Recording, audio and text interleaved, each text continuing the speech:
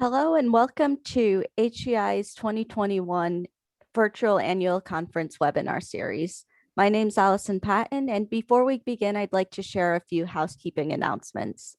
First, all attendees are muted view only for the duration of the webinar, and we'll save all questions for the 50-minute panel discussion and Q&A period at the end. You can submit questions via the Q&A function at any time during the webinar, and there's also the option to upvote questions in the Q&A. If you experience any logistical difficulties, please contact us using the chat box in Zoom. All webinar slides and video from this webinar will be available in the coming weeks. There's information on our website for those videos, and the first few webinars videos are already up on the website. We'll be sending a post-webinar feedback survey tomorrow, and we really appreciate the feedback and use it to plan future events. So please share that. Please complete that survey. And finally, registration information for upcoming webinars is available on the HEI website. Today's webinar is on non-tailpipe emissions of particulate matter and their impacts on urban air quality and health.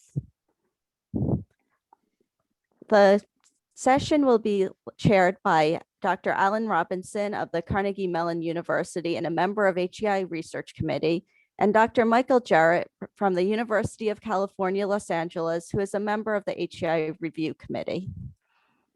We have a great lineup of speakers and discussants for today, and I'm looking forward to hearing from all of them about this important topic. So here's our agenda. We'll start with an introduction by Alan Robinson, and then we'll hear about characterizations of brake and tire wear particles, emissions from the tire and road interface, exposure assessment, and epidemiology. Finally, we'll have a panel discussion on the status of this area and what research might be needed in the future. So with that, I'll pass the mic to Alan Robinson to begin the introduction. Great, thanks, Allison. Thank you, Alan. Share my screen here. I guess you got to unshare.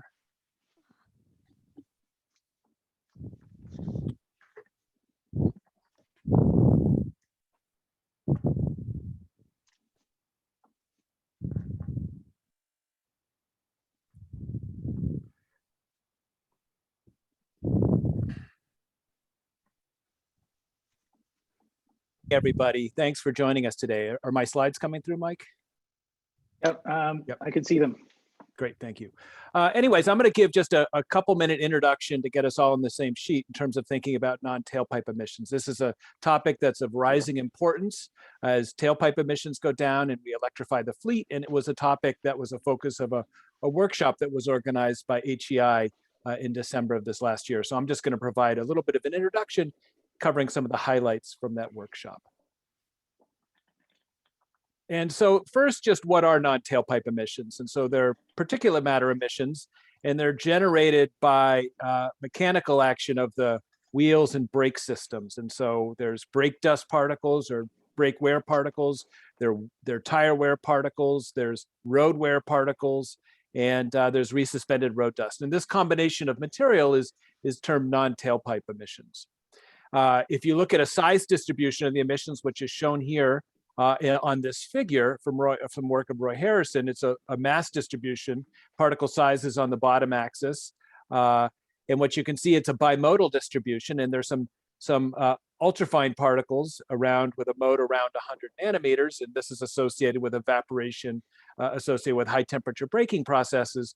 But the dominant mode is this coarser mode, which reflects the fact that a lot of these particles are generated by mechanical abrasion and those types of processes. So this is a primary emission, so it's directly emitted particles. There's mechanical abrasion that's important, which often leads to larger particles. And the composition of the particles are often very different compared to other types of fine particulate matter. Brake wear can be really enhanced in metals, such as iron, copper, and zinc. Tire wear has microplastics and zinc. Road wear has lots of crustal components. and resuspended road dust has crustal as well. And then you can see the SEM images there at the bottom of the slide, just showing what some of these different types of particles look like. So the next question is, how important are non-tailpipe emissions? And so as we all know, over the last several decades, there's been increasingly strict tailpipe emission standards. And one of the consequences is, even though we're driving more miles, exhaust emissions or tailpipe emissions have gone down. And these are some emission inventories analyses that were done for the UK, and the link is here at the bottom. And what this analysis suggests is, at least according to this inventory, that around now, 2020, exhaust emissions are going to be a smaller component of the inventory than these different types of non-tailpipe. You can see tire associated non-tailpipe, brake associated and road abrasion, and together they're expected to contribute currently about as much as tailpipe, and in the future they're going to contribute even more. So again, this is data for the UK, but if you look at inventories for the United States, CARB has these types of analysis for California and things like that. And this could, of course, become even more skewed in the future if we electrify large fractions of the vehicle fleet, which would eliminate the tailpipe component, at least on-road tailpipe. So I think it's always important when we're thinking about any type of pollutant, is thinking about assessing the risk, and thinking about risk as a combination of sort of hazard, times exposure. And so there's been work that's been done on toxicity of non-tailpipe, and there's also been work done in generally on the effect of PM size, PM composition, and mixture effects, which all come into play when we think about non-tailpipe. And essentially, a key question there: are non-tailpipe emissions more toxic than other types of PM? And certainly with their enriched metal content and things like that, there are some concerns around toxicity, and certainly evidence of that some of the speakers will highlight today. And then, of course, the other part of the equation is, it can be hazardous, but if you're not exposed to it, it's not a concern, or less of a concern. And so we have to worry about exposure, concentration and duration, and this depends on emission factors, activity, meteorology, and proximity. And, and what do the concentrations depend on? And so clearly there's a lot of spatial variability with non-tailpipe. It's a primary, a lot of the particles are large. And so there's a near road component versus how important is it in the urban background? And and it's certainly more spatially variable than generic sort of PM 2.5 mass. And so I think that's an important thing to think about when we're assessing risk. And again, that will be talked about today in the session. And then finally, I just wanted to highlight regulatory framework. And so clearly it's a PM component, and so it contributes to the PM 2.5 mass. And so in the United States, we'd be worried about it in the context of the PM 2.5 National Ambient Air Quality Standard. And of course, that's a mass-based standard, so it's treats all mass as equal toxic. And if this is a big component of the mass, then we would need to control it more effectively, which hasn't been a focus up to now. And so there, a big question is, what's the contribution of non-tailpipe to PM 2.5 mass? And this gets into source apportionment and tracers. And another thing you'll see is, what are the good indicator species, and how well do we know what the contribution of non-tailpipe to PM 2.5 mass? And that'll be talked about today. So the other side is thinking about from more of a source-oriented perspective, and this sort of builds on this idea: are non-tailpipe emissions more toxic than other types of PM 2.5 mass? And if that was the case, and we decided to target those emissions, you could think about control strategies around reformulation of brake pads and these sorts of things. And some of this has already been done. But there's lots of challenges because there's lots of competing demands. I mean, clearly your brakes and tire are critical for the safe operation of your vehicles.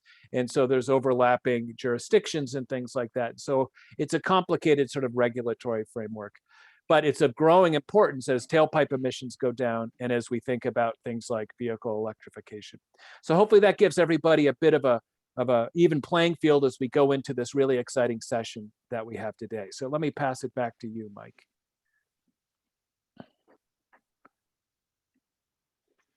Thanks very much, Alan, for that excellent overview talk and to kick off our session. It's my pleasure now to introduce my friend and colleague, Dr. Yifeng Zhu, who's a professor of environmental health science at UCLA. She's a leading expert on aerosol characterization and has recently just completed revising a book on that topic of aerosols and measuring them and understanding their health impacts. She's been the recipient of national awards from the Health Effects Institute, the National Science Foundation, and the Journal Atmospheric Environment. And she's also working on a project with me that's funded by the California Air Resources Board, where we've gone out and done extensive field measurements of brake and tire wear particles, and we're characterizing them spatially and linking them to health data to try to understand the epidemiological impact. So without further ado, it's my pleasure to introduce Dr. Zhu. When I did neglect to mention that in her spare time, she's also the Associate Dean for Academic Programs at our school. So very busy, talented person, and we're happy to have you here. Thank you, Mike, for the introduction. Let me share my screen. Can everybody see it? Looks good. All right, thank you. Good morning, everyone. Thank you for attending today's webinar. And building on what Alan just mentioned, I'm going to focus on the characterization of brake and tire wear particles.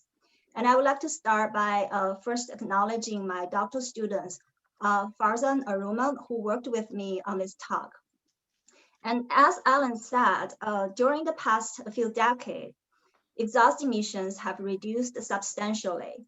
For instance, this is data from Europe alone. You can see PM 2.5 and PM 10 emission factors from vehicle exhaust has decreased approximately 150 kilotons per year from 2000 to 2014. And Alan's inventory projected this is going to continue into the future. So this is mainly due to regulatory policies and technological advancement, such as the introduction of diesel particulate filter and improvement in fuel efficiency and fuel quality. And those emission policies, as Alan briefly mentioned, are primarily driven by a large body of research on exhaust emissions and their related health effects. But on the other hand, non-exhaust emissions, including brake and tire wear particles, have been mostly understudied and unregulated.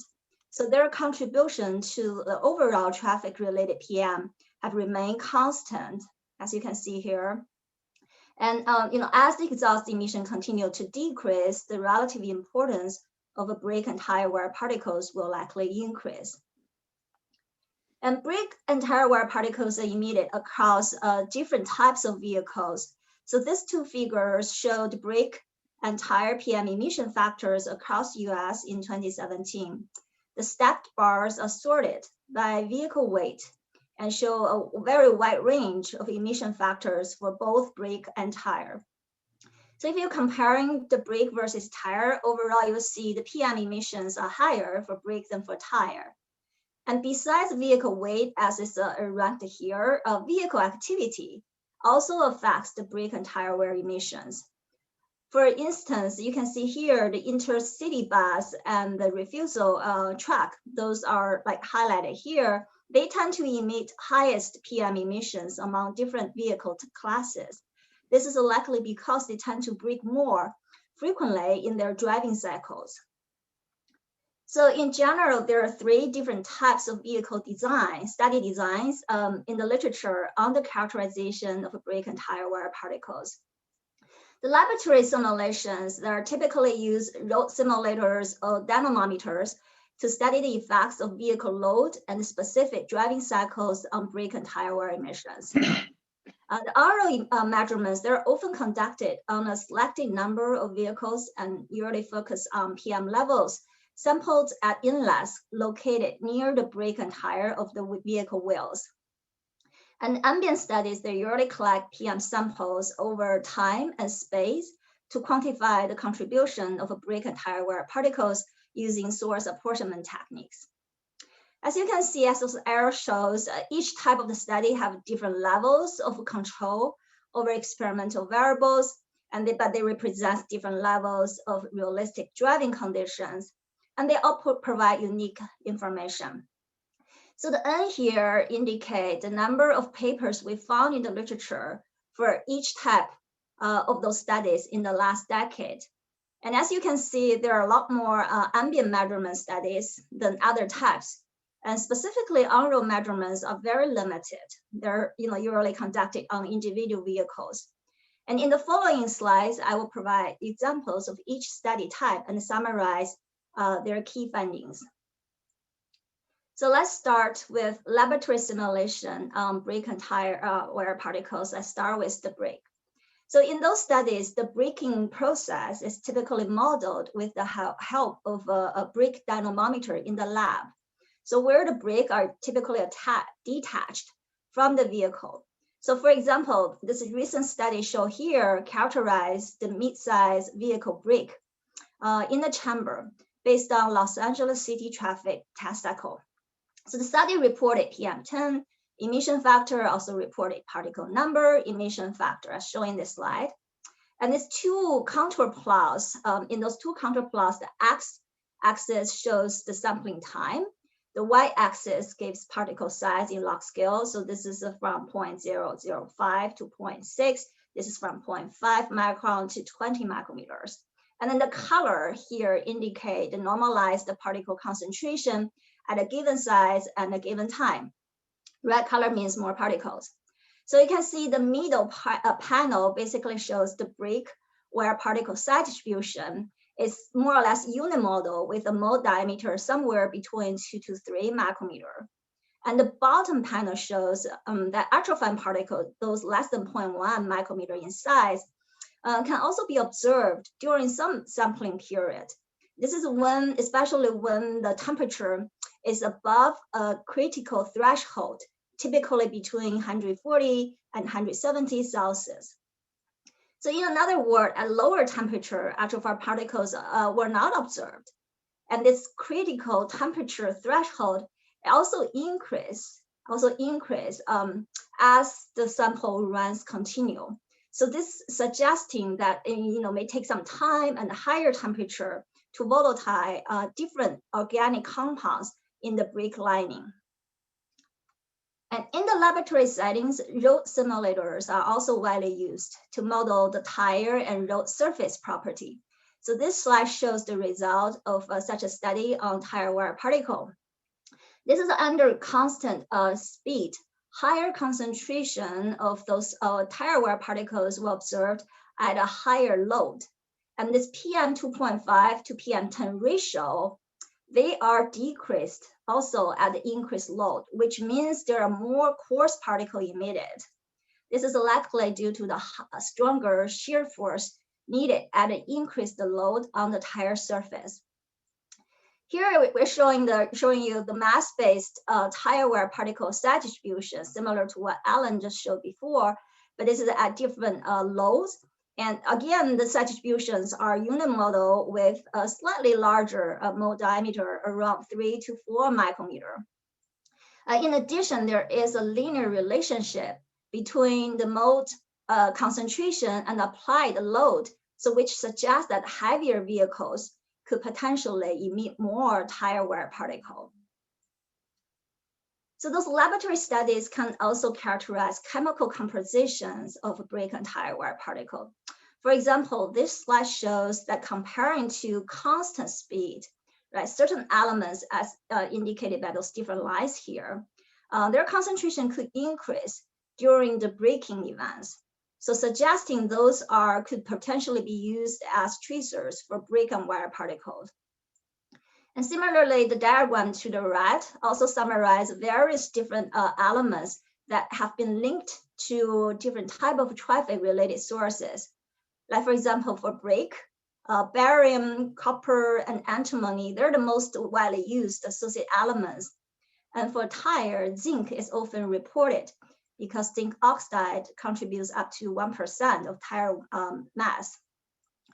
But it should be mentioned that zinc is not specific to tire wear. High zinc concentrations have also been reported in the brake wear particles.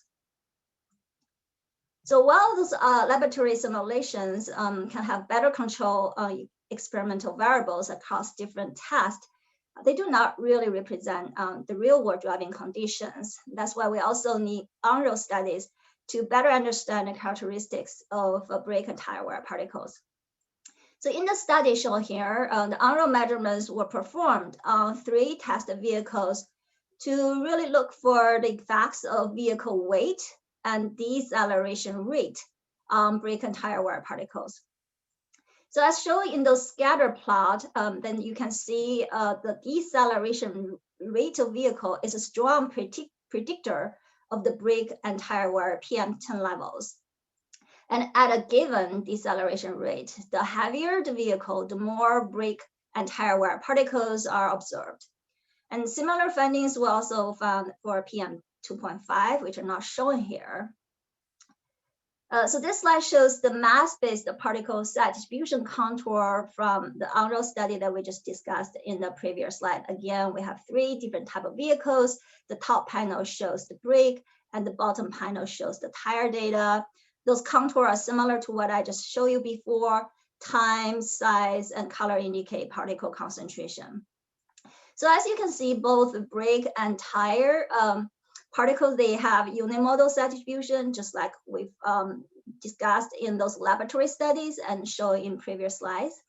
And the brake mode is again around somewhere 3 to 4 micrometers, and the tire wear particle has slightly larger mode, around 4 to 5 micrometer. So on this plot, we also show those deceleration rate of the vehicle as those yellow bars. And you can see not all the braking events lead to increased PM mass concentration, but higher PM concentration did show up for most of the braking events. And again, similar to the results discussed in the previous laboratory studies, we also observe higher braking and tire particle concentrations for a heavier vehicle. As I mentioned earlier, most studies on brake and tire wear particles are based on ambient measurements, which are often followed by source apportionment analysis. For example, in Toronto, one of the major metropolitan areas, a study on the temporal change in various emission sources revealed that overall PM 2.5 has decreased by 34% from 2004 to 2016. And the results of source apportionment found that the exhaust emissions decreased at a rate about 3% per year. But non-exhaust emissions, including brake and tire wear particles, did not really decrease. In fact, non-exhaust emissions actually increased at about 24%. So those study results also indicate that the contribution of non-exhaust emissions to total traffic-related PM 2.5 is increasing over time. As Alan mentioned, those ambient measurements, they can also reveal a very sharp concentration gradient for brake and tire wear particle near freeways, which the proximity effect is an important factor to be considered in epidemiology studies. For example, the study shown here demonstrate that the non-exhaust particle concentration decay very quickly away from freeway, and that happens under both downwind and upwind conditions. On the other hand, the exhaust particles had a less sharp decay gradient, and it was only observed during the downwind conditions. And in addition, this study also showed the concentration of elements that associate with brake and tire wear particles were approximately 7 times greater 10 meters away from the freeway than 150 meters away. So those together, those results indicate that the non-exhaust particles tend to decay faster than exhaust particles. So the health effects of a brake and tire wear particles are expected to be more local near the freeway. So as we all know, and Alan mentioned, that there is a strong global efforts for vehicle electrification.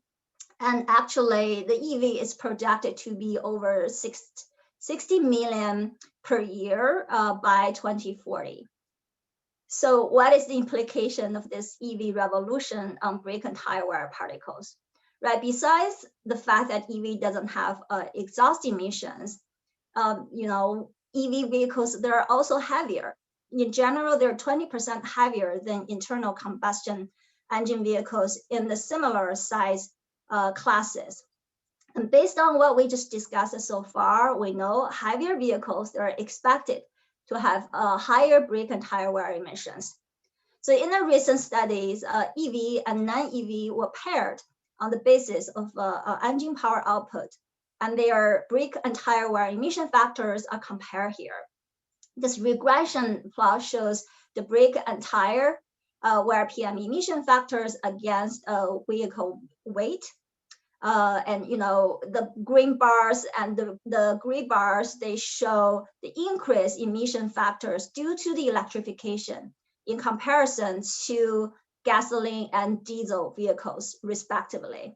So overall, basically what this plot data show is as we transition our fleet from internal combustion vehicles to EVs, we would expect an increase in brake and tire emission factors for the same given vehicle class.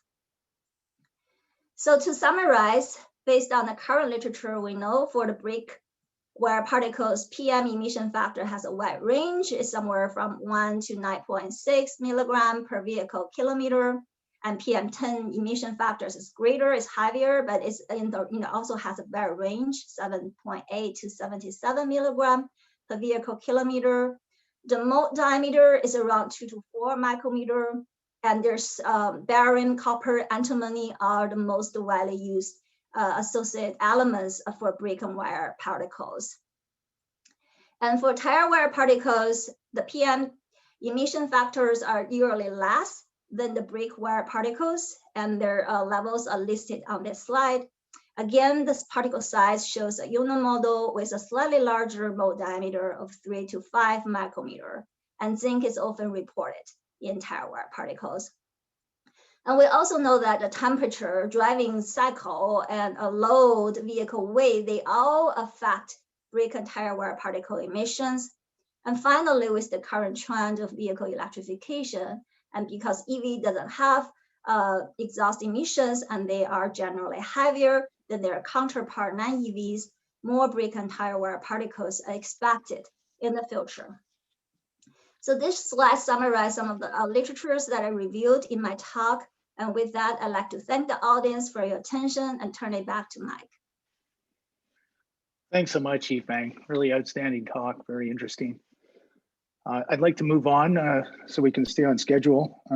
We'll try to entertain questions at the end before we get into the panel session, and then throughout the panel session, of course. So next up, we have Mats Gustafsson, who's a senior researcher at the Swedish National Road and Transport Institute, and he has nearly 20 years of experience in doing non-exhaust or non-tailpipe emission research. He's been involved in numerous international and national studies and that are looking at road and tire wear, road dust resuspension, and effects of mitigation measures. And latterly, he's gotten into looking at microplastics, which is another emerging issue. So thank you very much for joining us, Matt. We're looking forward to your talk. Please begin. Okay, thank you very much, Mike. My presentation will be about tire and road interface and mitigation measures from these emissions to these emissions. And the outline is a little bit about the tire and road interaction as a source and a process for emissions. And then something about the emissions and the influencing factors for both tire and road wear, and also road dust resuspension, which is one of the main problems, at least in Sweden. Mitigation possibilities for all these sources, and finalize with some conclusions. It's my wife walking by. So, tire and road interaction is, as I mentioned, both a source and the main emitting process. It's a source for, of course, tire wear, but also for road wear, and also for the resuspension of road dust. And there are many things that are sort of affecting these emissions. For instance, the tire type and dimensions, the vehicle type and the weight of the vehicle, as we just heard from Yifeng. Speed is very important for both emissions of direct emitted particles and resuspension. The lateral position on the road of the vehicle is especially important for the suspension of road dust, since we have a very uneven distribution of the road dust in the road. Also, road conditions, like well, both properties and conditions actually of the road surface is important for the emissions, both as it influences the wear of the tires and also serves as a sink and a source for the road dust itself that is accumulating on the surface. When it comes to tire wear emissions, there are many things that are sort of affecting this emission. The tire design itself is one of the things, but not the only one. The vehicle is also important.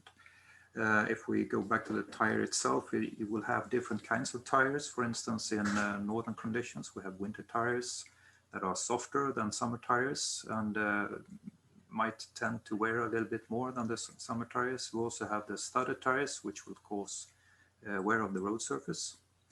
But the vehicle, as we heard from Yifang also, we have the weight, which is important. We also have things like torque, acceleration possibilities that will affect the emissions. The road surface itself is also important, as I mentioned, both as a source and a sort of the opposite of the wear system from the tire that will affect both the tire of the wear and wear from itself. Road curviness and topology is changing from different geographical regions, of course. Somewhere we have a lot of curvy roads and high hills and so on. And in some countries we have very flat areas and straight roads, which will also affect the emissions. One thing that is often referred to as maybe the most important factor when it comes to emissions from tire and road is driving style. We all know that sort of eco-driving is reducing the emissions of the tailpipe emissions, but it will also affect the non-tailpipe emissions very much. When it comes to road wear, this is depending on the wear resistance, of course, of the paving itself. To the left is a picture of a sort of typical pavement in Sweden. It's a stone mastic asphalt, which is very durable to be able to stand the wear from studded tires, which is used here. And asphalt and road pavings is a science of its own. You have extremely many different kinds of ways of burying this material. And for instance, of course, the rock aggregates and what you use as aggregates in the pavement is very important for the wear resistance, but also the construction of the pavement itself. But also, of course, the state of the surface. If you have a very worn surface with cracks and so on, it will also tend to wear more. The tire type, as I mentioned, is important. That is especially important in the countries where you use studded tires, which is mainly in the northern countries, Russia and some states in North America, for instance. Of course, traffic properties is also important. The amount, the speed of the traffic, the weight, as we mentioned before, will also affect the wear emissions. There is also a so-called sandpaper effect, which is meaning that the material on the road surface that accumulates on the road surface, like road dust, and also if you put traction sanding on the road, for instance, in wintertime, this will also exaggerate or increase the wear of the pavement itself. This has been shown in some studies in Finland, for instance. This is an example from a test in a lab facility we have at VTI, which is called the road simulator. So this is the PM10 concentration in this room when you use 3 different kinds of tires in 3 different speeds, 30, 50, and 70 kilometers per hour. And as you can see in this figure, the summer tires emit or result in very low concentrations. It's the black line at the bottom. And then we have the studless winter tires, but the gray curve is the studded tires. So you can see there's a very big difference when it comes to emissions of PM10 from these different kinds of tires. So road dust, that's composed of all these sort of direct or what do you say, all direct wear products from wear of tires and brakes and the road surface. Some of it will accumulate on the road surface and build up the dust load, but you will also have other sources that will deposit on the road surface, for instance, from paved roads, which connect to the unpaved road, which connect to the paved roads, or building activities, or other blown dust from bare road soil surfaces, for instance, that accumulate on the road surface. So it can be a very complex mix of different sources. So this dust load will depend on the source strength, of course, of these different sources, but also on processes like loss and redistribution from, for instance, runoff and wind and so on. And the road operation, for instance, like if you use a sweeper on the road, you will take away some of the dust load, but you will also redistribute the dust on the street from a sort of steady state where we have a distribution across the road, and then the sweeper will smear it out again. You will have a sort of increase in some areas where you don't have dust load otherwise, and then you will have increased emissions from that area, for instance. Crushing and aggregation, of course, of particles into PM10 and PM2.5. The surface texture, as I mentioned, is important for the accumulation of the road dust. The dust can cement in this texture and be sort of locked in there, or it can be sort of regenerated again if you have changes in traffic situation, for instance, with increased speed and increased resuspension forces and so on. So it's also an important factor. It will also affect the efficiency of the sweepers that you use on the surface to get away the road dust. Traffic properties, as always, is important for this emission too. Surface conditions, mainly related to metrology, which sort of will wet the surface. For instance, if you have precipitation, if you have a wet surface, you will have no emission at all to the air. But as soon as it dries up, you will have emission again. So this is an example from Stockholm, where we measured road dust load on, this is one of the streets we followed from 2011 to 2017. So you can see the low concentrations in autumn and the buildup during winter and spring, and then the low concentrations again in summertime. And this is due to the use of studded tires, but also the winter operation of the streets. And you can also see that there's a quite big difference between the wheel tracks and between wheel tracks surfaces.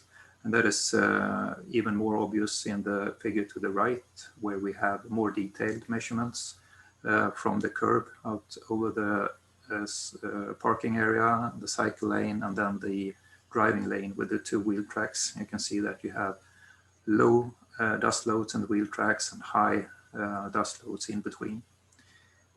So this is quite an important feature when it comes to how to mitigate these particles and emissions. We heard some emission factors from Yifang, and this is sort of a repetition from the tire side at least. There are a very big range of emission factors when it comes to tire wear and road dust resuspension. So these are just some figures that are sort of up-to-date mean values for in some way. We have very big differences between passenger cars and heavy-duty vehicles, of course. And when it comes to road dust resuspension, that is very much, I haven't separated that into different kind of vehicles, but because it's so depending on the dust load, which is not in turn depending on the vehicle itself. Compared to exhaust particles, we can see that the non-exhaust particle series is often much higher actually when it comes to emission factors. So let's go to mitigation measures. When it comes to tire wear, there are a lot of different ways of mitigating. As you saw in the previous figure or slide, you could see that there are many things affecting, and that also means that you can work with many kinds of mitigation, ways of mitigation. You can, of course, affect the tire properties and the maintenance of the tires. The vehicle properties, like tire alignment or wheel alignment on the vehicle. Road surface properties is important for the wear. Driving behavior, as we mentioned before. traffic amounts and composition, infrastructure and planning, and policy instruments, maybe like something that might be going on is marking of tires when it comes to wear. And there are quite a lot of initiatives going on this actually, but it is partly driven by the air quality issue, but mainly nowadays for the microplastic issue. And here are some of the initiatives that I just listed, some of them. There are some EU-funded projects going on, EUCare and Modalis, for instance, which are looking into the driver behavior and how driving behavior can influence the emissions of both exhaust and non-exhaust particles.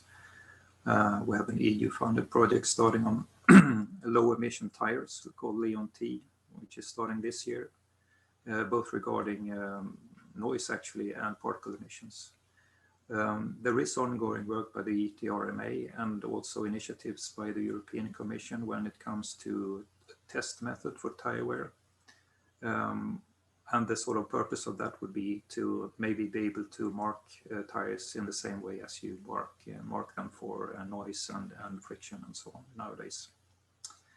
There is an ongoing so-called Tyre and Roadway particle platform in Europe, which is a platform that is, I think it's the ETRMA, which has taken the initiative for that too. And it's a very good platform for dissemination of knowledge regarding these issues when it comes to microplastics and road wear. The OECD also published recently an overview of non-exhaust particles. And there are a number of national initiatives regarding these things. We are just finishing, for instance, in Sweden, a 3-year government assignment on non-exhaust particles and microplastics from road traffic. But it's ongoing almost everywhere. Road wear can be also mitigated in a lot of different ways. You can work with the aggregates, of course, more wear-resistant rocks. Binders can be changed. Pavement construction can be changed. You can use, for instance, domestic asphalt or dense asphalt, concrete, and so on. And of course, tire and traffic measures are also important here. Just an example of how the size, the maximum size of the aggregates in a pavement can affect the PM10 emissions. These are 3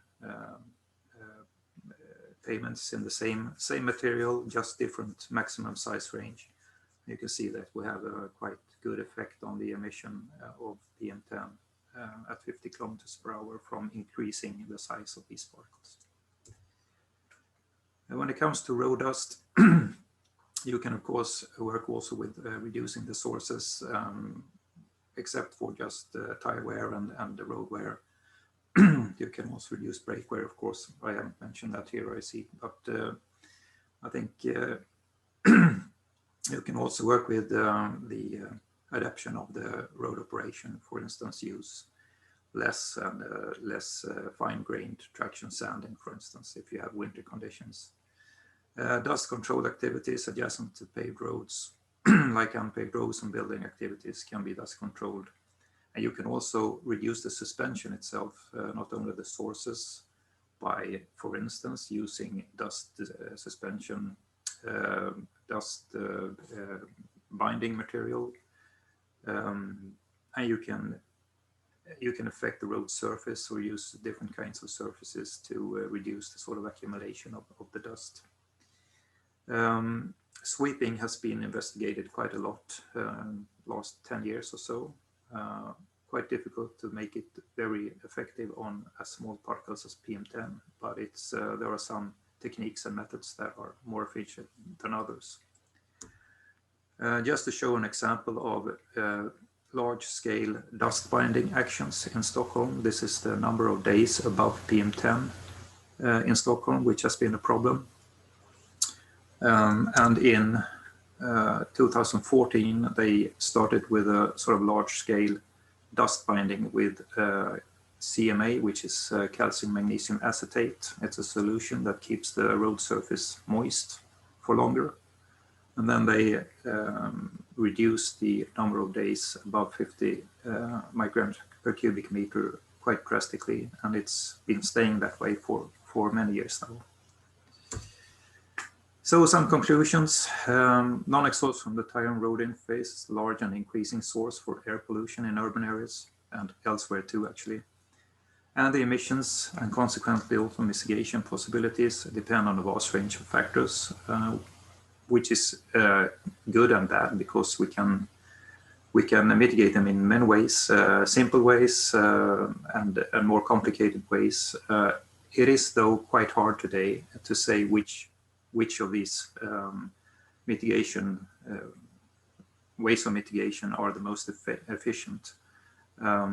So I think there's a lot of things to learn, both about how different factors affect the emissions, to what scale, and also how these can be, this knowledge can be used to optimize the mitigations that is made for these particles. Okay, thank you very much. Thanks so much, Matt, for sharing perspectives from Europe and many of your ongoing works. Really a great talk, and thank you for that. I'd like to, we're running a little behind, so I'm going to shift to Meng Wang, who's an assistant professor at the University of Buffalo, and his research focuses on exposure modeling, air pollution modeling, and health impacts from environmental exposures. He's been involved in studies in Europe, the United States, and China, mostly focused on looking at PM constituents and their distributions in the urban environment. So thank you for joining us, Meng. I'll turn it over to you now.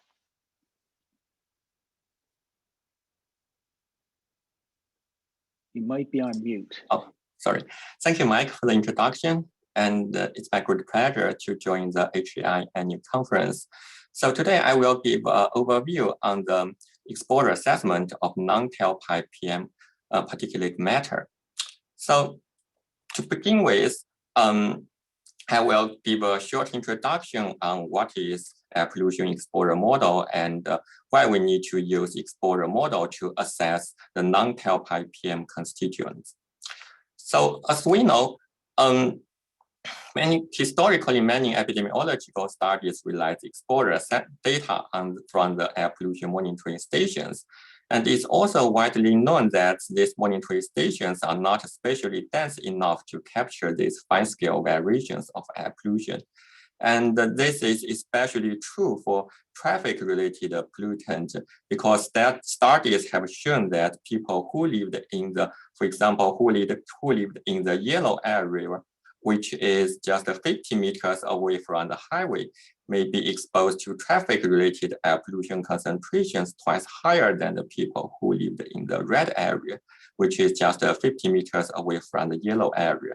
So it is important to characterize traffic-related air pollution at a very fine scale. And for this reason, exposure model may be a good option to capture these fine-scale variations for epidemiological studies. And nowadays, the most commonly used air pollution exposure models are chemical transport model and the land use regression model, which are based on different principles. So chemical transport model usually relies on this physical dispersion and chemical reaction principles to dynamically simulate air pollution concentrations. And this model is usually used for large-scale exposure prediction and for epidemiological studies. Land use regression model is a geostatistical model that relies on a number of geographical and other predictive variables to explain the spatial variations of air pollution.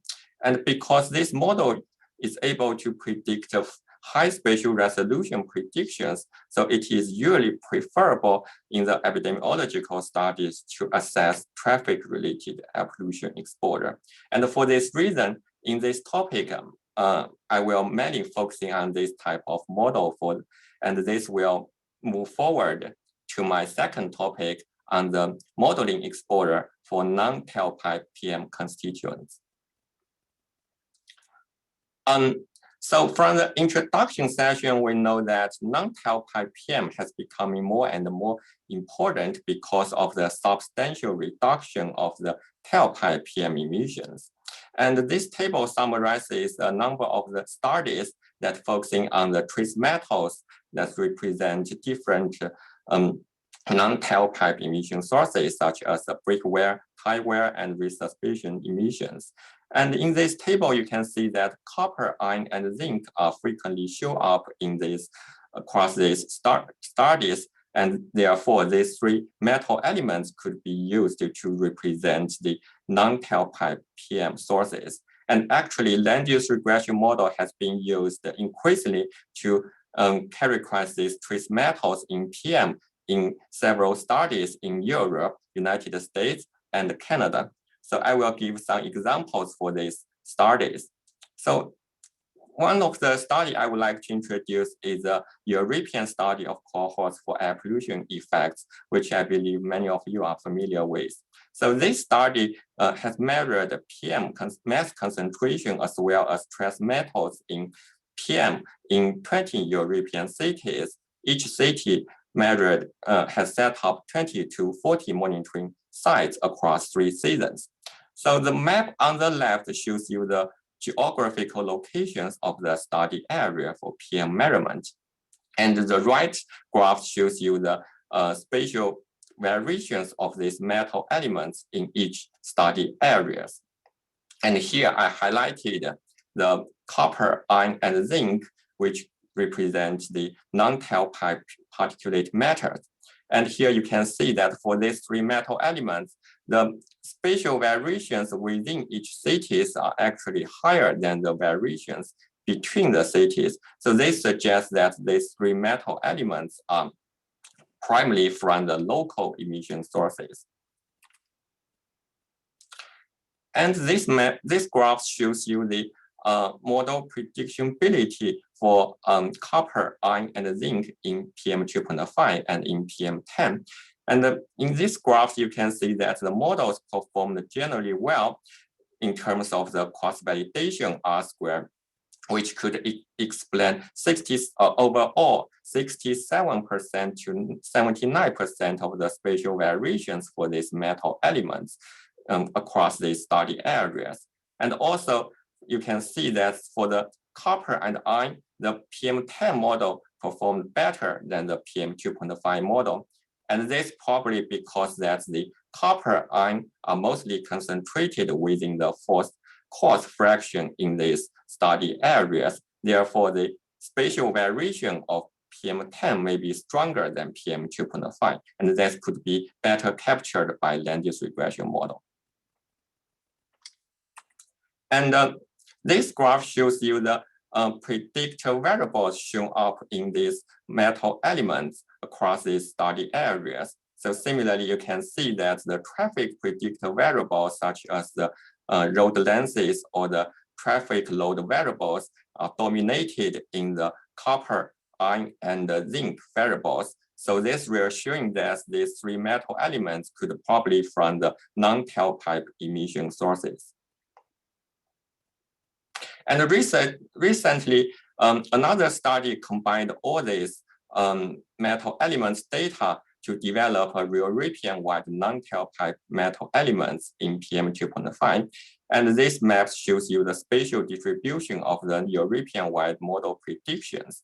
And here what you can see is that for copper and iron, the high concentrations are mostly located along the major road, which indicates the traffic emission sources. And on the contrary, for zinc, some high concentrations also show up in the industrial locations. So there's a mixture of the emission sources for the zinc metal element.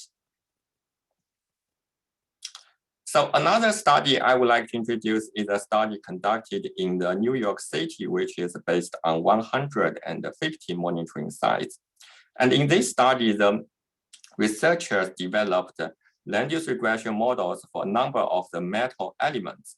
And among these metal elements, they find that copper, iron, and titanium could be considered as the indicator for non-tailpipe emissions because of their high correlation with the traffic intensity variable, especially within the small buffer ranges. So this indicates that these 3 metal elements could be from the fresh traffic emissions as compared to the other metal elements, which are correlated better with the these traffic variables in larger study area. And this map shows the spatial distribution for copper in the New York City. And similarly, you can see that high concentration for copper is mainly along the major road, indicating traffic emissions. So this table summarizes most of the citywide studies that are focusing on the non-tailpipe PM constituents. And here you can see that most of the studies are conducted in Europe, United States, and Canada. And some studies focus on both PM10 and PM2.5, and some studies just focus on PM2.5, and one study focuses on PM1. And most of the studies actually based on the monitoring sites from 20 to 40 and implemented within just 1 year. And for the model predictability based on cross-validation R-square, you can see that the model performance, the models are performed moderately well across all these studies. And in terms of the predictor variables, here you can see that in many studies, traffic variables are dominated in these land use regression models for these metal elements, but there are still some exceptions. For example, the study in Canadian study, where you can see that the industrial variables are dominated in these models for the metal elements. And the last column shows you the correlations between the non-tailpipe metal elements with the tailpipe air pollutant, such as carbon, black carbon, and the nitrogen oxides. So here you can see that the correlations are moderately good. And this actually suggests that for epidemiological studies, it is still possible, probably still possible to distinguish the exposure predictions for the tailpipe and the non-tailpipe emission sources. So although so far the modeling for non-tailpipe trace metals are increasingly accumulated, there are still challenges in these models based on the previous studies. So the first challenge is the overfitting risk, because based on the table, you can see that many studies are based on small number of monitoring sites from 20 to 40. And most of the studies conducted measurements within only 1 year. So this may not be useful to predict long-term historical exposure assessment studies. And the second challenge is that many of the studies rely the traffic related predictor variables from the general variables, so that cannot distinguish the tailpipe and the non-tailpipe PM sources. So it is important to account for some specific variables that can capture this non-tailpipe PM species, such as, for example, the traffic congestion variable, or to incorporate the dispersion model predictions that include the emission sources. And also we find that the trace metals such as copper, iron, and zinc are not exclusively represent the non-tailpipe emissions. For example, the Canadian study industry variable are dominated in this model. And lastly, most of the studies still relies on linear regression approach. There are 2 studies so far compared the variable selection approach with the machine learning approach using random forest model, and did find some improvement for the model performance by using the machine learning approach. So that's about the modeling exposure for the single PM constituents. And here I will give a short, brief introduction on the current studies that are focusing on the non-tailpipe source of PM mixtures. We're just running a little bit behind time, so. Yeah, I will finish this part very soon. So yeah, thank you. The general concept of to do this is that first we get a number of PM species, including the metal pHs and ECOC, and then use the source apportionment model to identify various sources that indicating different emission factors, and then use land use regression model to explain the spatial variation of these factors, then use this model to make predictions over space. So one study is conducted in Boston area where they measured PM concentrations and metal elements in 38 locations. And by using the factor analysis, they actually find one factor could represent the break wear and the local traffic sources. And by using land use regression models, they actually find that the predictor variables can only explain 16% of the spatial variations. And this is actually smaller than the other emission sources. And similar studies were conducted in the Pittsburgh city similarly using the source apportionment model. They find that the one factors can be used to represent the break wear and the tail wear sources. But similarly, you can see that the land use regression model only explained 10% of the spatial variations. So it seems like the model performed better for the exhausted sources than the non-exhausted sources. So in summary, the geostatistical model has moderately good predictability for non-tailpipe PM metal elements, but it still has limited power to predict the source apportioned non-exhausted sources, such as for PM mixtures. And the future studies should be considered more advanced statistical modeling approach and to identify more specific traffic-related predictor variables for this type of for the non-tailpipe PM and the source predictions. So that's all for my presentation. Thank you. Thank you, Meng. Excellent talk. Really enjoyed it. We will be taking questions for those who are just joining us at the end of our session, just before we start the panel discussion. Yeah, sure. Thank you. I'd like to move on now to Meredith Franklin, who's professor of biostatistics at University of Southern California, the other little school that happens to be in Los Angeles. No, I'm just joking. She's done extensive work on exposure modeling and environmental epidemiology, and she's going to look at the current status of non-tailpipe PM epidemiology and how we're going to move forward. So thank you very much, Meredith, for joining us, and I'll turn it over to you now. Okay, great. Yes, thank you very much for having me. So I'm going to speak about basically the current status of some of the things that we've heard in terms of the exposure assessment today and what we're seeing in terms of health effects. So just as a little bit of a synthesis, we've discussed sources and emissions, and having that then being able to measure environmental concentrations from that, taking those concentrations to create exposure assessments. And then here we'll discuss how these exposures have been linked with disease.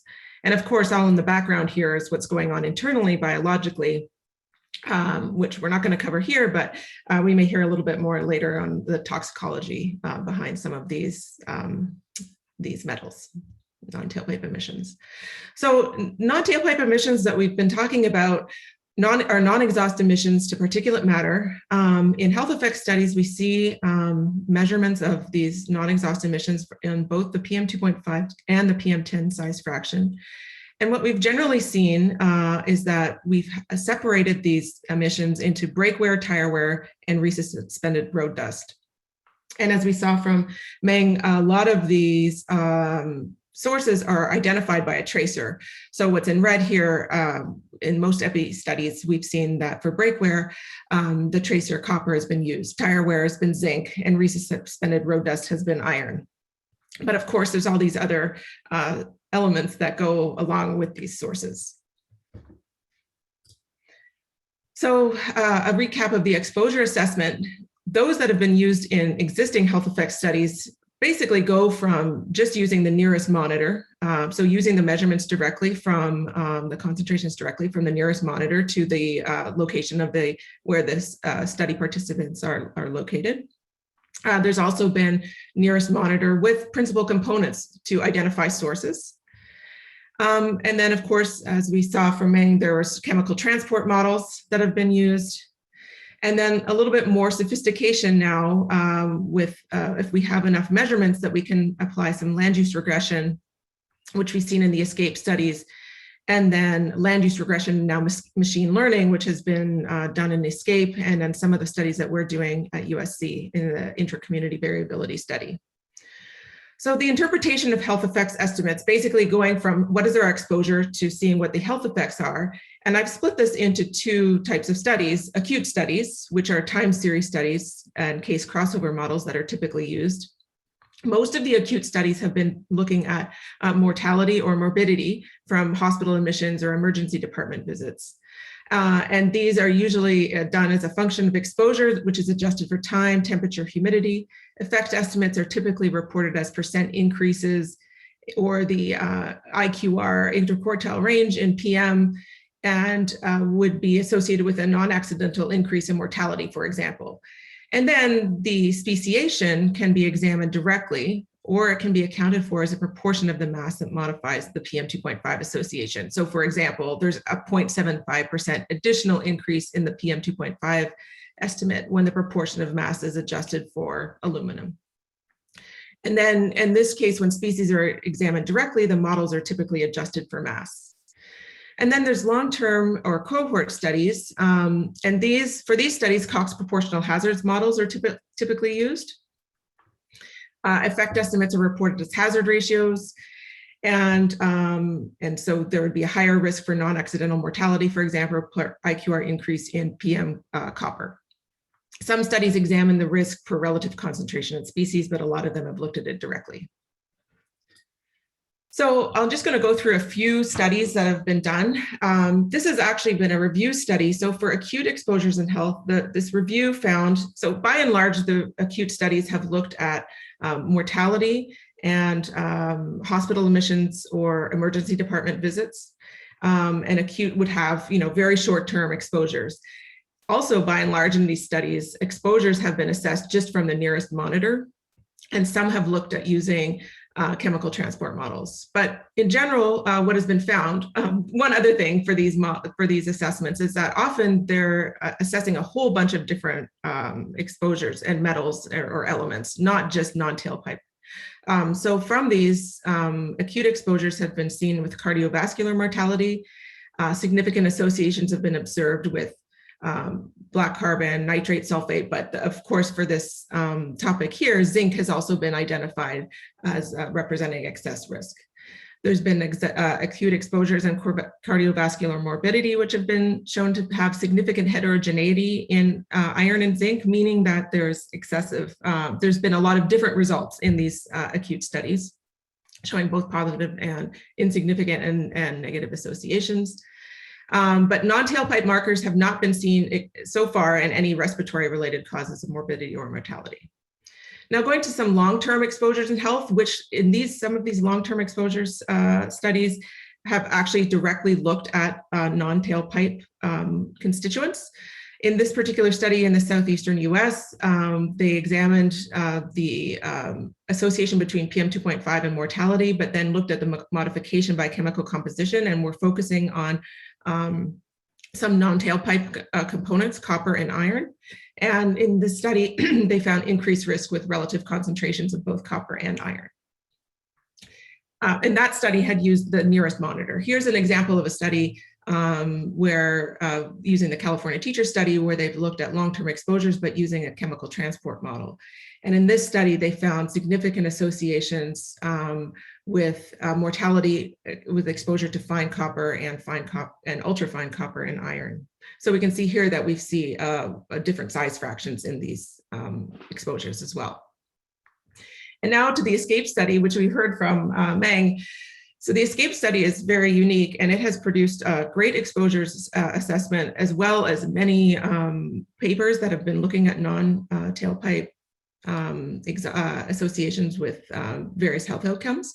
So the ESCAPE study had 20 monitors in 20 European cities. They had both PM 2.5 and PM 10 samples on a 14-day average. They used XRF for the speciation. And then, as we saw in the previous talk, they used land use regression for non-tailpipe exposures in an original study that they did in 2013. And then they've just published a new study where they've shown that they've used supervised linear regression and random forest exposures to generate exposures. So from these exposure models, several, as I mentioned, health effect studies have been conducted. Almost all of them have been looking at long-term exposures in health. In this study, they specifically looked at long-term exposure to non-tailpipe PM, and they used the land use regression exposure estimates for PM 2.5 and PM 10. And they found evidence of brake wear and tire wear, so copper and zinc, significantly associated with cardiovascular and respiratory mortality. In this study, also the ESCAPE study, they found, looking at PM metal components and cause-specific mortality, they found increased risks with PM 2.5 and PM 10 copper, iron, and zinc. And those were increased risks over mass alone. And the highest association was for copper and ischemic heart disease.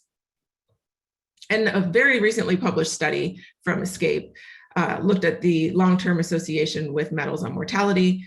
They used the random forest exposure models, and they compared it with the exposure estimates generated from supervised linear regression.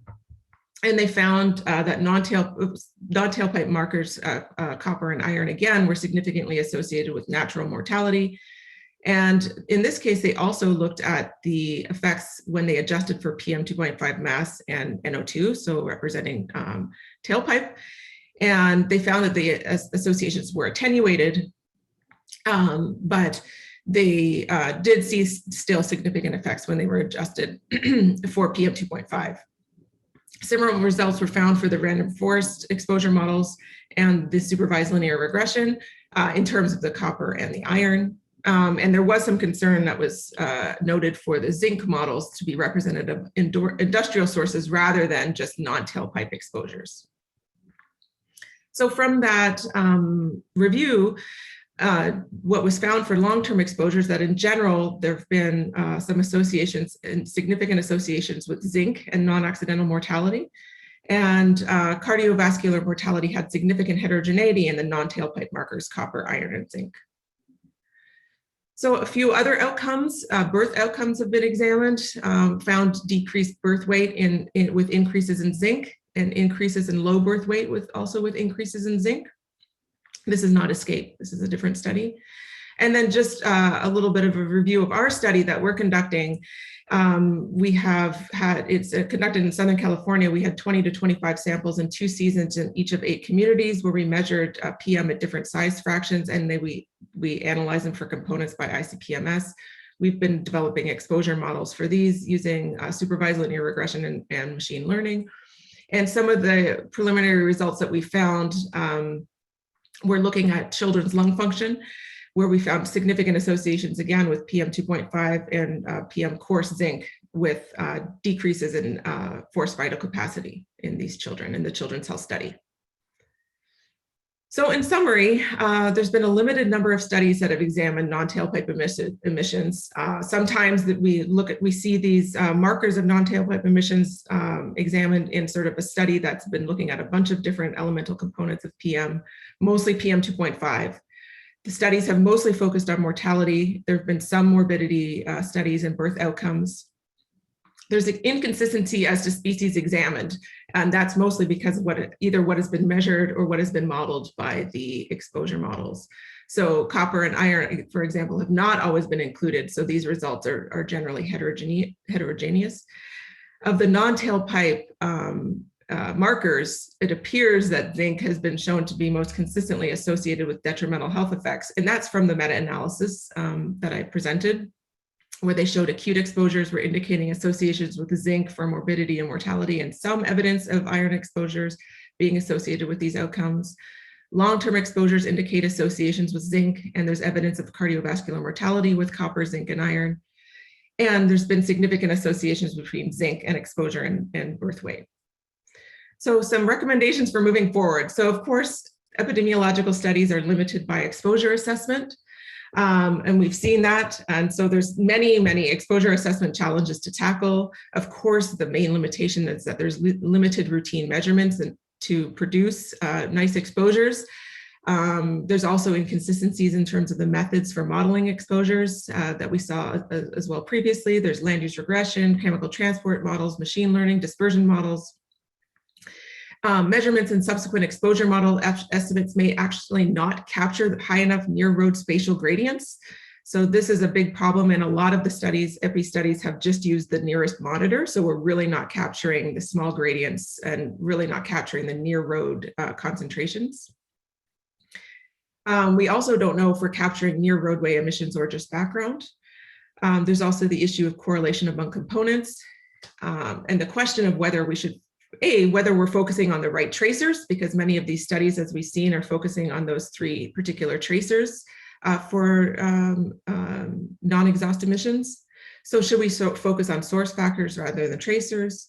And then of course, there's a separation of non-tailpipe from tailpipe that we need to make sure that we're, identifying that we're looking at non-tailpipe. And then finally, some epidemiological challenges to tackle. So we've actually seen some discrepancies in the effect sizes depending on the different exposure timeframes.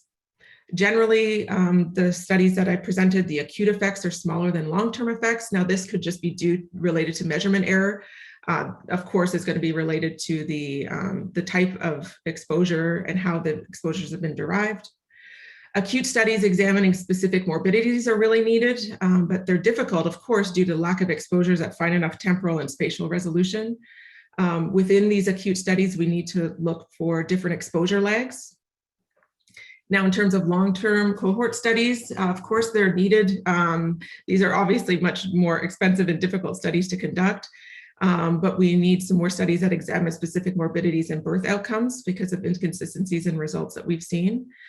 And then finally, there's really a need for consistency in adjusting for tailpipe emissions in assessing the health effects of the non-tailpipe, because there's been a wide mix of how that's been addressed. All right, thank you. Thanks, Meredith, for being our hammer presenter, as they'd say in curling. We're both from Canada, so yes. Curling. That was an excellent talk and really raises a lot of the key issues. We do have some questions from the audience that I want to put back to our presenters.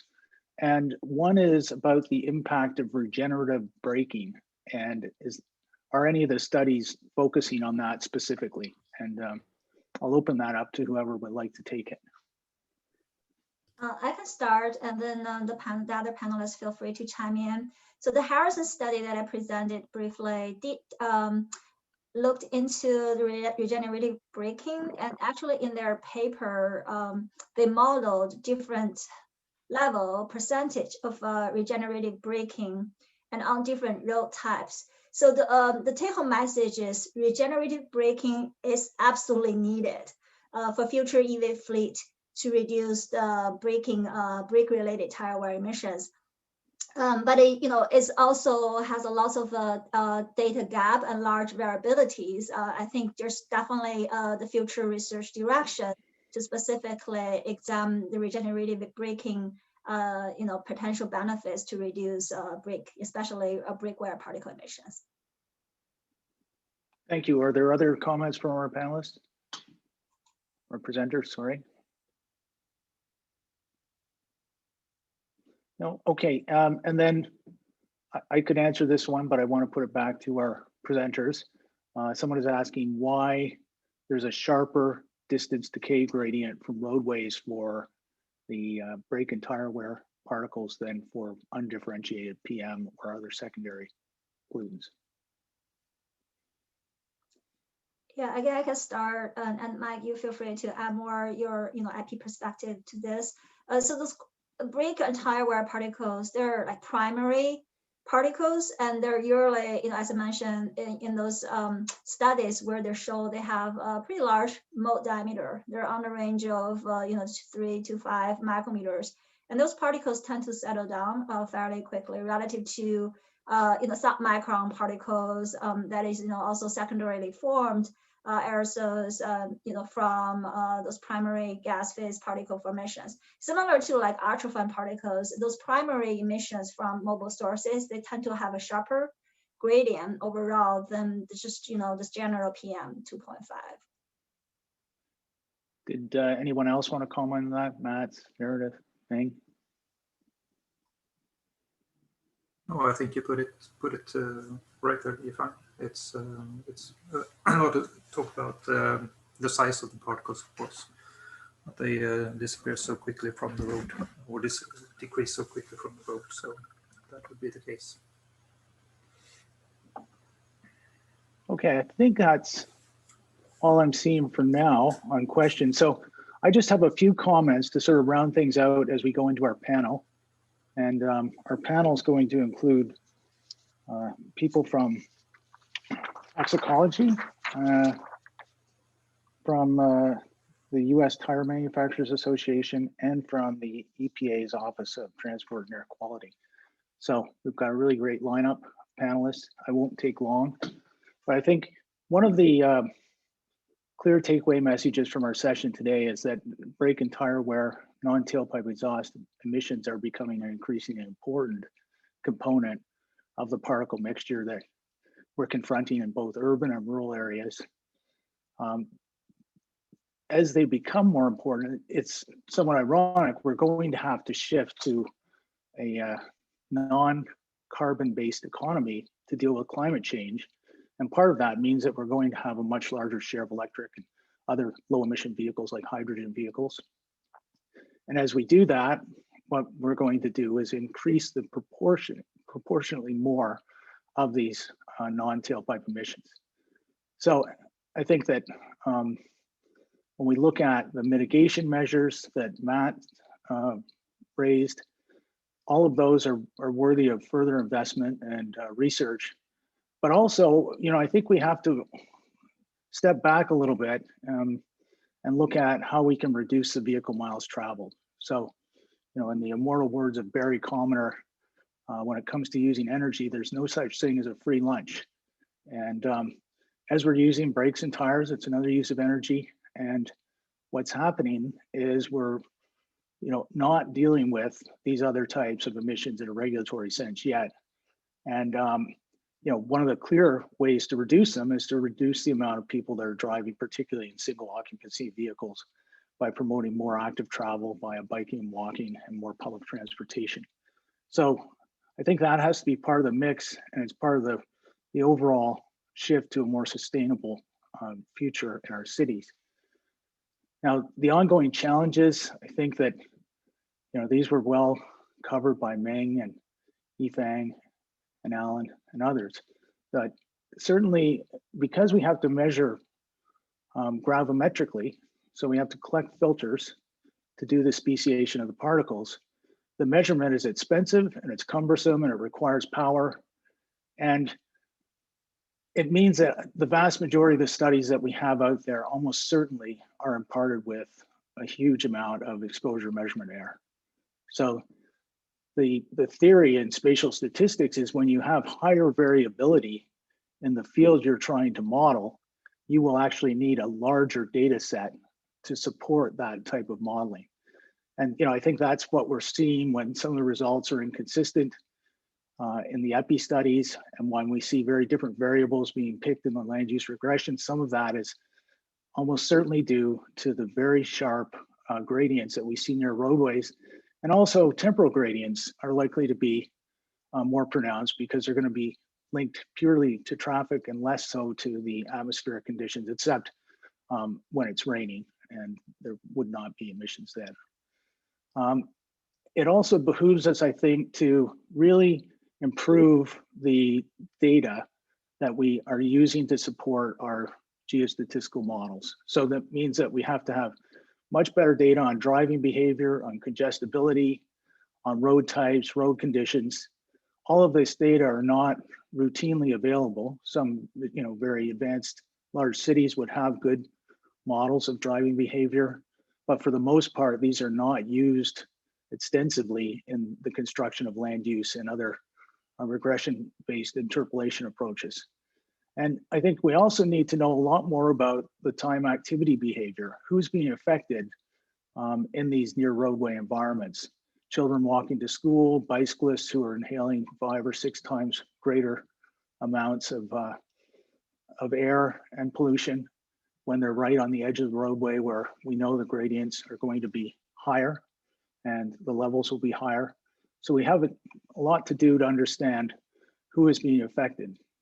And then that raises the issue of the social distribution of non-tailpipe emissions. So because they're coming directly off traffic, and traffic, at least in North American settings and in many other places around the world, is perceived as something that's noisy, something that's unsafe, and something that lowers property values. So it's quite likely, we haven't seen any high quality studies on this yet, but that socially disadvantaged areas are going to experience higher levels of traffic close in to where they live. And it raises, I think, questions about environmental justice and also about the potential amplification of health risks from what the Institute of Medicine once called the double jeopardy, that people in disadvantaged neighborhoods are facing higher exposures from multiple cumulative sources, but they're also more likely to have pre-existing conditions and other problems, say with nutrition, that are going to make them respond more severely to the pollution that they confront. So this is an important issue. And then I don't think we can forget the other sources. So some of the modeling that we're doing here in Los Angeles is showing that trains and subways are important sources as well. So those almost always get picked out.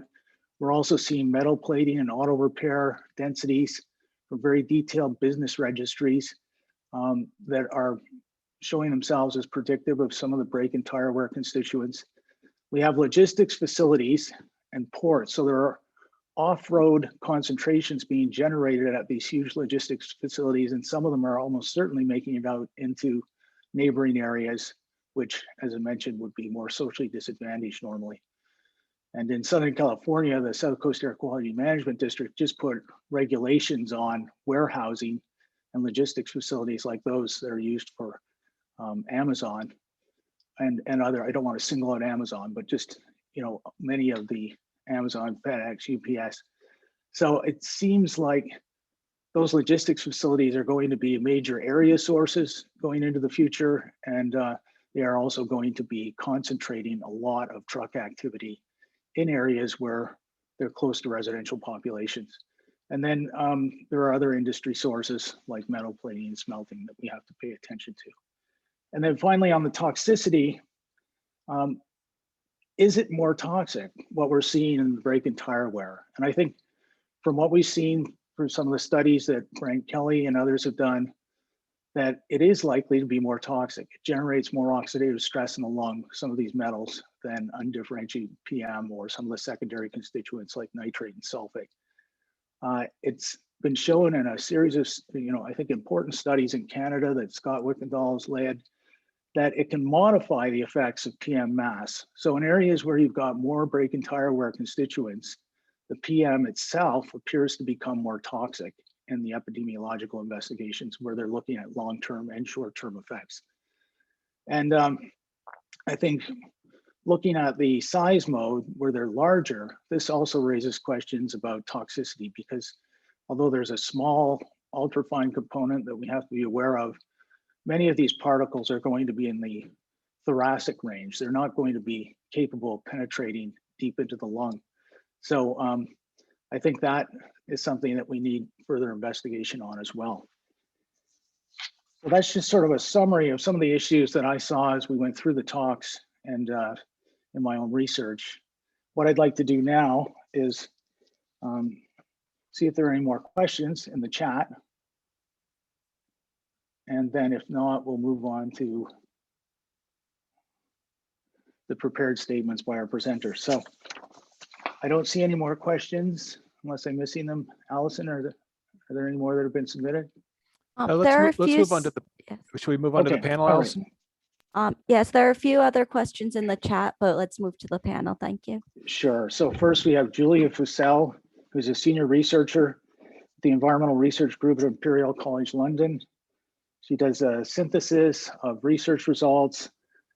She's an expert in toxicology, and she's going to share her perspectives on the toxicology of brake and tire wear in a short presentation. Next, we'll have Sarah Amick, who serves as the U.S. Tire Manufacturers Association Vice President for Environmental Health, Safety, and Sustainability. So she's got 15 years experience in regulatory, legislative, and technical assistance in areas of environment, health, and safety. And she directs the policy development for the Tire Manufacturers Association on emissions. And then we have Catherine Sargent, who works at the EPA's Office of Transportation and Air Quality. She's currently the Deputy Director of the Assessment and Standards Division, and she's going to talk to us about the regulatory issues that are related to brake and tire wear and non-exhaust emissions. So I'd like to turn it over now to Julia Bussell. Thank you, Dr. Bussell, for joining us. I know it's a little bit late where you are. I can say it's certainly been a little early in California, but we're looking forward to your comments and your participation in the panel. I'll turn it over to you now. Thanks very much, Mike. Right, well, in discussing in a very brief way the toxicity of non-tailpipe particles, I think a very important point to make is that the subject has received far, far less attention than what has been an incredibly large focus on combustion-derived emissions and particularly diesel exhaust particles. But despite this, and many of these points have been previously covered by the speakers today, there are several threads of evidence that would suggest that wear particles have the potential to contribute to adverse effects that have been associated with traffic-related air pollution. With respect to size, we've learnt that these particles, particularly those from brake wear, can exist in the fine and the ultrafine fraction, giving them the potential to penetrate deep into the lung. Composition-wise, they are rich in metals, and studies into both occupational and ambient exposures suggest that there is a correlation between metal content of PM and adverse health effects. And we also know that tire and brake wear particles contribute to the oxidative potential of particulate matter, illustrating their capacity to orchestrate damaging oxidative reactions within the body. And finally, we do have some experimental studies that have directly explored toxicity. Whoops. No. So in these studies, No, okay. Forward one. Right. In these studies, workers have used brake wear particles that have been produced from low metallic and semi-metallic pads, as well as non-asbestos organic pads that contain a higher metal content. They've looked at particles generated from different braking behaviours. The tire wear research started with extracts of tread particles, but have more recently focused on more relevant particles generated at the tire road interface. These particles have been applied to in vitro models with relevance to the human airways, and in vivo work has employed intratracheal and inhalation exposures in rodents. So these studies have demonstrated the ability of brake wear particles to bring about several biological effects, notably a pro-inflammatory response, oxidative stress, and impaired bacterial phagocytosis. The toxicity appears to be dependent on the composition of the brake pad, with non-asbestos formulas showing greater toxicity than those with a low metallic content. Studies also suggest that metals such as copper, barium, and titanium are key drivers of this toxicity, and those studies that have looked at differential toxicity suggest that brake wear particles can be as toxic as particles from other sources, notably diesel exhaust. And finally, studies have shown that tread particles can cause DNA damage and induce inflammatory and oxidative reactions. However, results indicate that tire and road wear particles are likely to be of low toxicity following inhalation.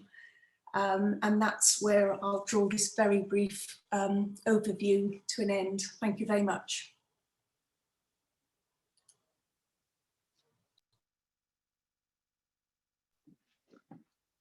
Thanks. That was really terrific and concise summary of the toxicology. I know that there was a lot more there that you would have liked to have talked about, but I do appreciate where you're kicking us off and really bringing up those critical points of likely differential toxicity and some of the ultrafine components. So I'd like to turn it over now to Sarah Amick, who's going to talk about the U.S. Tire Manufacturers Association's approach to mitigation and minimizing the emissions. So I'll turn it over to you now, Sarah. Thanks, Mike. Okay. So just a quick overview about what I'll cover today. So I'm going to cover three things. First, I'll provide an overview of why tires produce particles. I'll offer some considerations for mitigation, and also I'll start out covering also the functions of a tire as well. Just a quick overview about USTMA. USTMA has 13 tire manufacturing member companies that all manufacture tires in the United States. And our 13 member companies advance a sustainable tire manufacturing industry through a commitment to science-based public policy advocacy. So setting some context, we've talked a lot about tire and road wear particles, but I think it's important to remember the functions of the tire. Tires are the only part of a vehicle that touches the road, and they need to provide a number of important performance and safety attributes for driving. They need to support the weight of the vehicle. Tires provide everyday and emergency steering. They grip the road to accelerate and brake. Tires must perform in a multitude of weather conditions. Tires absorb vibrations and impacts from the vehicle. They provide long wear life. They must resist heat, overloading, speed, and low inflation. And last, tires must comply with some of the most stringent motor vehicle safety standards in the world. So why do tires produce particles? Tires are the most important safety component of a car. And in addition to all the attributes I just touched on, supporting a vehicle's weight, absorbing impacts, withstanding weather conditions, tires are the car's only connection to the road. And this is why the grip between the tire and the road is critical for tire safety. And this grip also leads to abrasion of both a part of the tread particle and the road surface to produce what the industry has found are tire and road wear particles, which are roughly a mixture of 50% tread material, 50% tire wear. And so there are many factors that go into impacting the generation of tire and road wear particles. First, tire characteristics. So for example, the tire type, size, and the vehicle. Second, road characteristics, the pavement type and the smoothness of the pavement surface, which some of the other speakers have touched on. Vehicle characteristics, such as the weight of the vehicle, which others have touched on. Driving behavior, aggressive driving, if you're slamming on your brakes and stepping on the gas, produces more tire wear than more temperate driving. And climate also has an impact. Arid versus wet climate, hot versus cold, can also impact tire abrasion. So with this in mind, the challenge is, how do we balance safety and performance of tires with the environmental and human health impact? And our industry is focused on two key objectives. First, increasing the understanding of tire and road wear particles and their potential impact on the environment and human health, and also working with all sectors that impact tire and road wear particle generation. The tire industry is committed to filling knowledge gaps and developing methodologies to studying tire and road wear particles. And we've done this since 2005 through the World Business Council for Sustainable Development Tire Industry Project. Additional research institutions like the Center for Tire Research and regional trade associations have also been conducting research on tire and road wear particles and developing methodologies. And we're committed to additional research to understand the degradation of TRWP in the environment, the presence and impacts of TRWP in different environmental compartments, and solutions to mitigate TRWP generation. The next factor I want to touch on is the need for a holistic and multi-sector approach to address mitigation for tire and road wear particles. As I mentioned before, there are many factors that impact the generation of tire wear, and no one alone can actually mitigate TRWP. Our industry supports a holistic approach, excuse me, We need to include vehicle manufacturers, tire manufacturers, the consumers who play a role in ensuring proper tire inflation, the road sector and the pavement choice, the stormwater sector, research institutions and government to identify a multi-sector approach for mitigating TRWP. So a few key takeaways: tire and road particles present a complex sustainability challenge. Our industry is committed to understanding our product's impact on the environment and human health. A comprehensive holistic approach is needed to address tire and road particles, and recognition of the need for action and desire to work collaboratively. Thank you so much. Thank you, Sarah. Another fantastic talk. Everybody's really hitting out of the park today, as we'd say in America, a baseball analogy.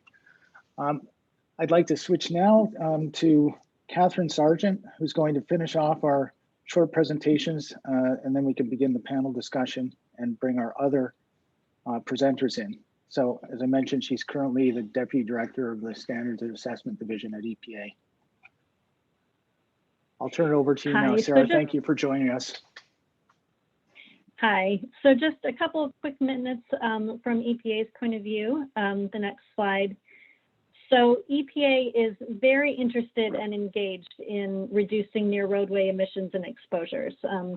We've been very focused on the near roadway environment, and that includes, of course, brake and tire wear, as we've heard, an increasingly important part of the picture there. So we've been doing research for the past couple of decades and understanding the near roadway environment and ways to improve it.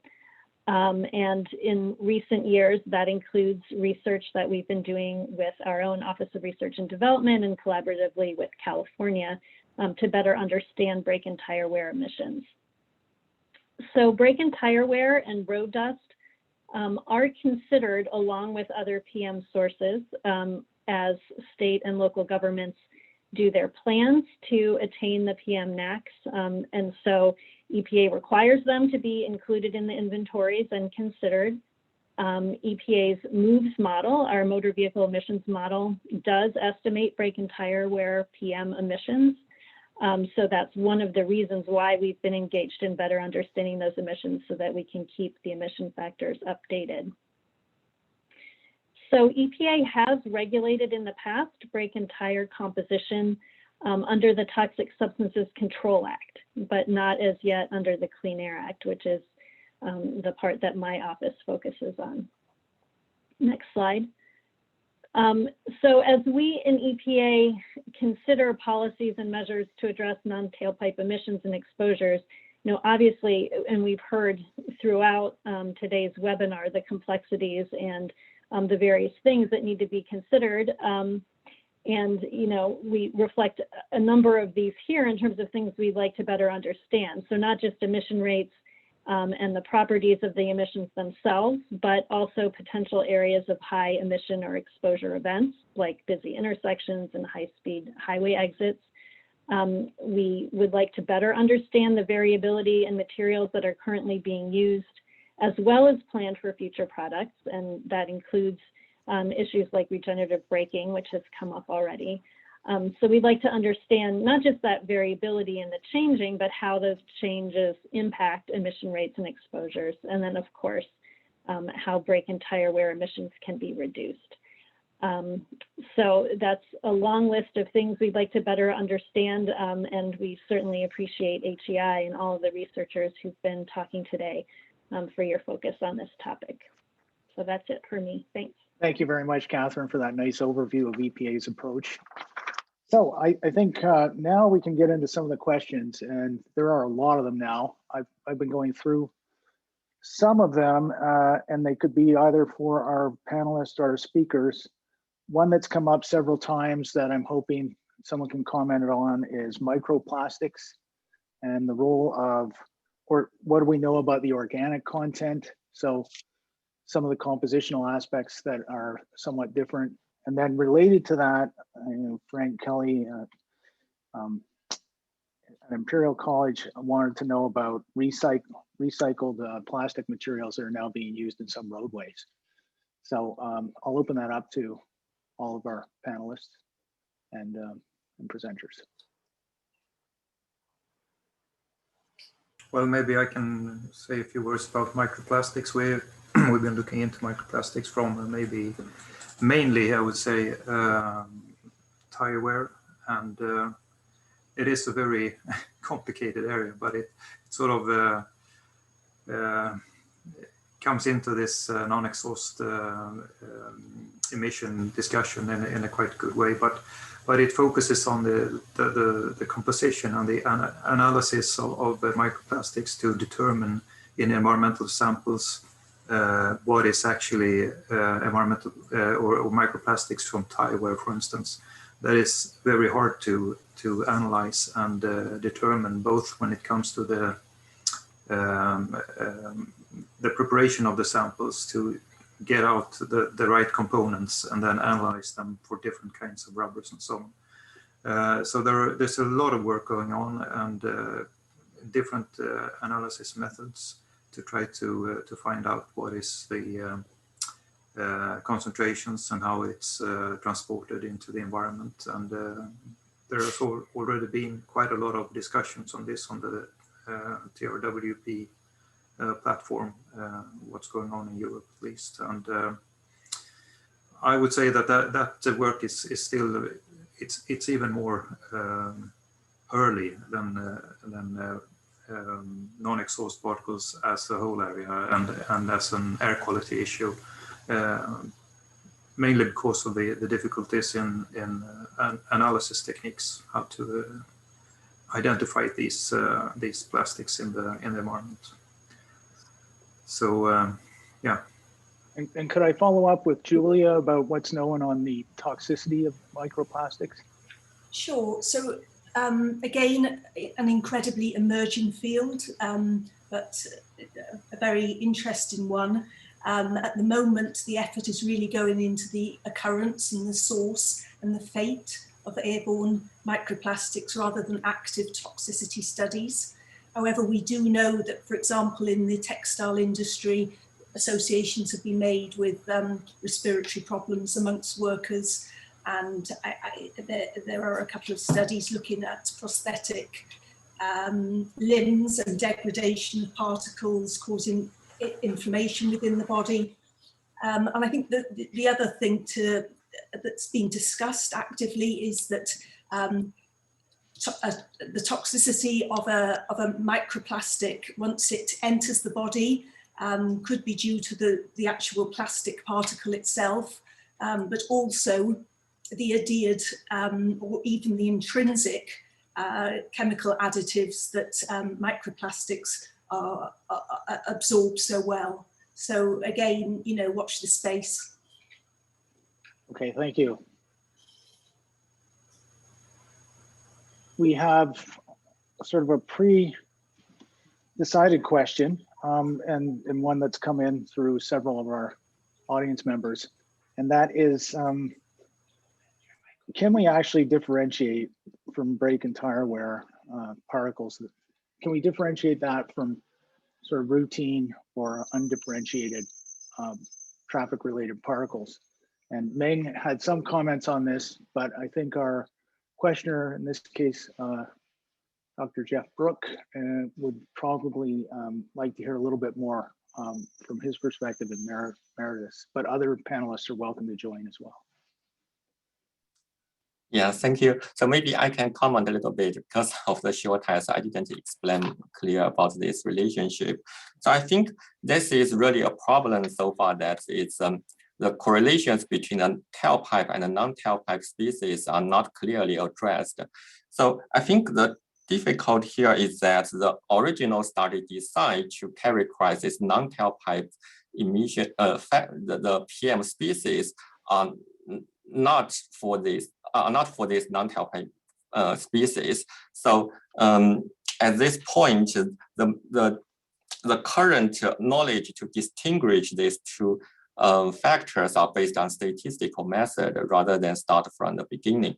So I think to to really trying to distinguish these two sources, it is important to leverage the information from the field monitoring campaign. So for example, based on Dr. Drew's presentation, we know that there's a substantial difference from the decay from the highway between the non-tailpipe metal and the tailpipe air pollutant. So that's one scenario which you could consider to set up monitors to distinguish this exposure. And another thing to consider is that the non-tailpipe PM species are mostly high in the stop and go scenario, rather than like the smoothing, like the traffic emissions during the driving scenario. So, but many studies, they did not really consider set up monitors in the intersection or this kind of scenario to really capture this high concentrations for these metal elements. So this would be another thought to consider to improve this model by taking like specific scenarios of this non-tailpipe PM into account. And the last comment is that, as I mentioned in the presentation, like the predictor variables are also general variables for the traffic to capture this traffic. So most commonly used are like road length variable, traffic load variable, and those could mostly represent the tailpipe air pollution factors rather than for the non-tailpipe PM zone. So I think those three factors could be important to improve this, to distinguish these two emission sources. Thank you. Any other comments from our panelists?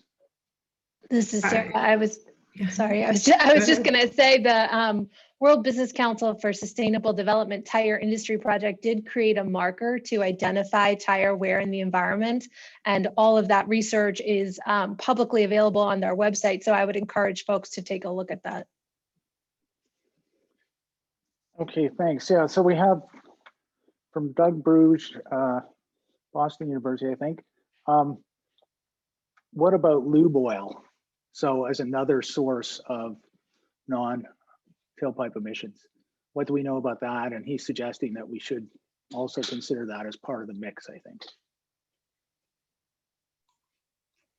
I can share some thoughts, and panelists feel free to chime in. The lube oil is not something new to the field. Even when the research focusing on tailpipe emissions, lube oil, especially at high temperature, generate actual fine particles. There has been studies focusing on that aspect, right? So I guess the question is whether this get factored into the broader definition of non-exhaust emissions, right? So today's talk panel is more focusing on the brake and tire wear particles, but lube oil, I guess just how we define the exhaust and how we categorize different emissions from the traffic or the vehicle as a whole into exhaust versus non-exhaust emission sources. But we know the lube oil emit particles, and those particles usually is actually in the pretty small size range.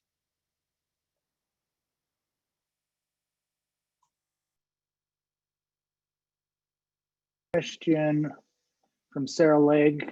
Thanking everyone for their fascinating talks. She wants to know about how to resolve the tension that I think Sarah was starting to touch upon between noise, vehicle efficiency, performance, and then microplastics, other factors, climate mitigation. What sort of framework should we be using to look at all these competing demands, and how is that being pushed forward? Maybe the EPA can also comment on that as well.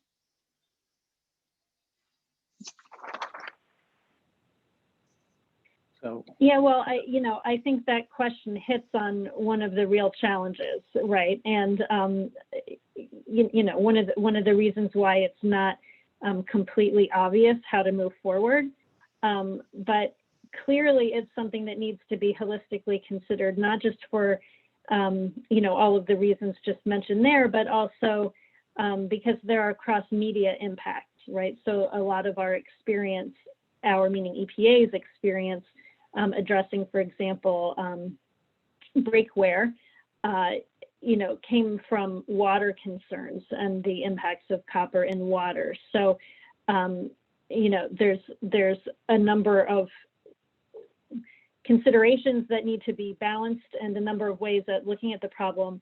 And so that really means that we have a wide range of, you know, regulatory and non-regulatory potential approaches, but it needs to involve a lot of people and a lot of angles, as Sarah was pointing out in her presentation. Great, thank you. We have one from Jennifer Turk, and she wants to know about future research recommendations on this topic, and particularly trying to get at the trade-off between reducing brake and tire wear emissions compared to more restrictions on tailpipe emissions. Is this being researched much, and what needs to be done? I can offer some thoughts we've thought about. I think one area of research that could benefit from additional study is really understanding the road surface impact and contribution in tire and road wear particles, and also tire and road wear particle generation. I don't think we can discount road dust as another source of sort of emissions that should be accounted for, and further research in that area I think could be beneficial. Any other comments? And I just think, you know, given the questions, and we know that vehicle electrification is the future, I think more research along that line to really understand the regenerative braking impacts and the overall EV impacts. And also EV also bring in some environmental justice perspectives where those vehicles are really disproportionately distributed, adopted across different socioeconomic communities, and those factors, I think they're all intertwined together and needs more research in the future. Okay, we have another question here on, so I think this was partly answered by Catherine, but came in, wants to know about regulatory and policy authority exists to control brake and tire wear emissions. I think you said that they're not technically independently identified as a Clean Air Act target, but PM would be, but then they're under the Toxic Substances and Control Act. I think you're on mute, sorry. Yeah, that's right. You know, brake and tire wear aren't called out specifically, but as you noted, they're a part of PM, and they're required to be addressed under the planning for attaining a PM next. We haven't used the Clean Air Act to specifically regulate brakes or tires, but EPA has used the Toxic Substances Control Act that, you know, that's focused on particular composition of brake and tire wear. And there is ongoing work both regarding brake wear and tire wear when it comes to test methods to sort of estimate the emissions. So I suppose that is supposed to be aiming at some kind of methods so that you can mark the tires or the brake wear in some way. Okay, well, I want to thank all of our presenters and panelists today.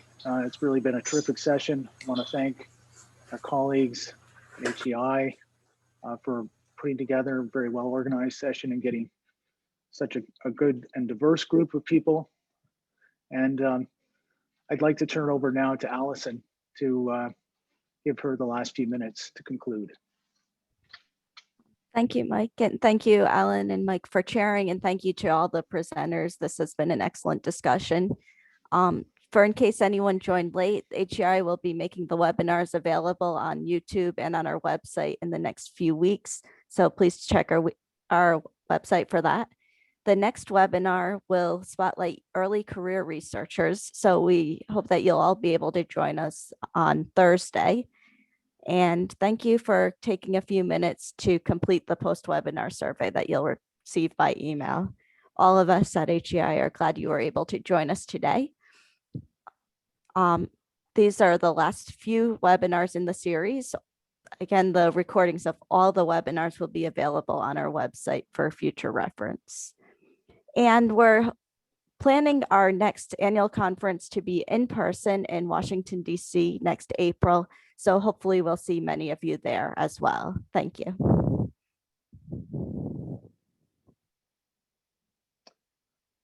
Thank you. Thanks and bye. Thanks, Mike. Thank you, everyone.